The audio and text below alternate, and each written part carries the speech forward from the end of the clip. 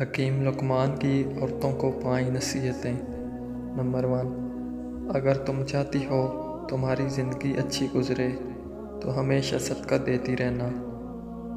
Number 2، اگر تم چاہتی ہو تمہاری اولاد نیک ہو تو خاوند سے ہمیشہ رزق حلال کا تقاضا کرنا۔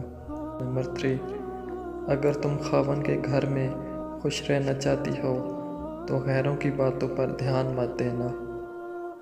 نمبر 4، اگر تم چاہتی ہو خاوند ہمیشہ محبت کرے تو صاف ستھری رہنا۔ نمبر 5، اگر تم چاہتی ہو تمہارا گھر سب سے اعلیٰ ہو تو بچوں کی اچھی تربیت کرنا۔ ایک ہی تو زندگی ہے، اسے بھی اداس رہ کر گزار دیا تو کیا فائدہ۔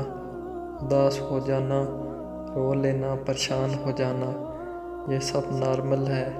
صحیح ہے کہ بعض اوقات حالات ہمارے کنٹرول میں نہیں ہوتے، آنسو روکنا ہمارے بس میں نہیں ہوتا، دل گھبرا جانا ہمارے بس میں نہیں ہوتا، لیکن ایسی سچویشن کو اللہ کی رضا اور زندگی سمجھ کر ایسے بھول جائیں، اگنور کر دینا، یہ ہمارے بس میں ضرور ہوتا ہے۔ بہت سے لوگ ایسے ہوتے ہیں جو دکھ کو چھوڑ ہی نہیں پاتے اور زندگی جو خوشی دیتی ہے اس کو بھی گوا دیتے ہیں۔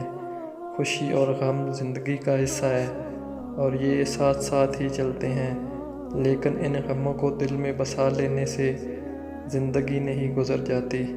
اللہ ہے نا، وہ سب جانتا ہے نا، وہ دیکھ رہا ہے نا، تو پھر کس چیز کا غم۔